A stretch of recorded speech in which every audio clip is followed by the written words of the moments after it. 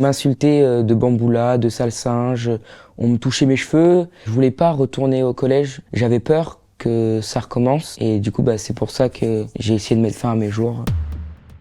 Ça a commencé par des insultes sur ma couleur de peau. Donc on me disait que j'étais adopté, que ma mère que c'était une pute parce qu'elle sortait avec un noir et qu'elle avait plusieurs enfants de couleur. Personne qui m'insultait est venu jusque dans le car. Il m'a étranglé. Heureusement, j'avais une amie qui était là et qui a appelé tout de suite une adulte. Tout ça, ça a été loin parce que la mère de cet individu est venue devant la maison en disant qu'elle voulait pas d'étrangers dans son village. Elle a été jusqu'à l'école dire au professeur que je devais être exclu parce qu'elle voulait pas d'enfants noirs dans la même école que son fils. Et là, le harcèlement a continué au collège où on m'insultait de bamboula, de sale singe, on me touchait mes cheveux. Il m'a planté un compas dans le bras. Jusqu'au jour où ils sont venus à 3.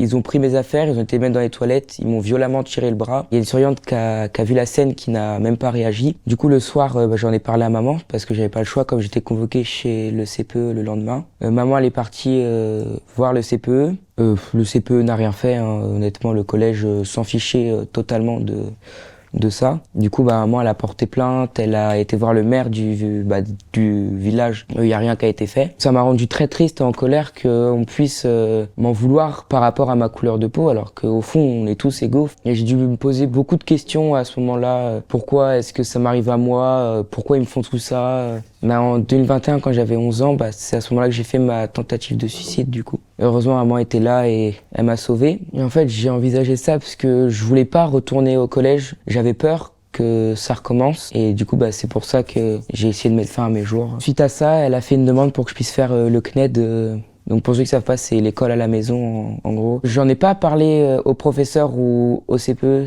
J'en ai parlé que à maman.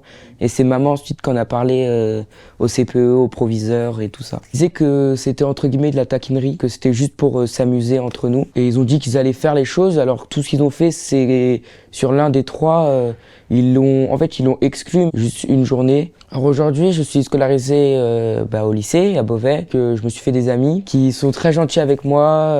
Le fait d'être dans un lycée maintenant à Beauvais, c'est qu'il y a beaucoup plus de mixité, c'est beaucoup mieux. Faut vraiment que les choses bougent et qu'il y ait plus d'aide pour ces jeunes malheureusement encore harcelés. J'ai envie de leur dire que s'ils ont vécu ça ou s'ils vivent ça en ce moment même, qu'il faut parler à n'importe qui, que ce soit son père, sa mère, une amie, une sœur, à qui que ce soit. Faut jamais rester seul, on va s'en sortir.